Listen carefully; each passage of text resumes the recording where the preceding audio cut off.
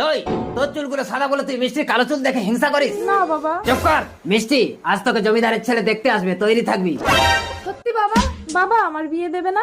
এই তুই মরতে পারিস না, তোর এই সাদা চুল দেখে কেউ তোকে বিয়ে করতে চায় না, আরো লোকে হাসাহাসি করে।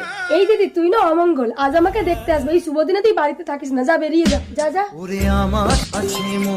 বলছি কানু মণ্ডলের বাড়ি কোনটা?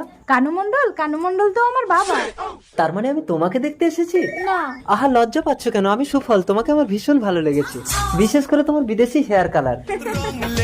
আরে তোমার নামটা বলে যাও। দই গো বাবু, দই। দই, তুমি একদম আলাদা। I love you, I love you দই।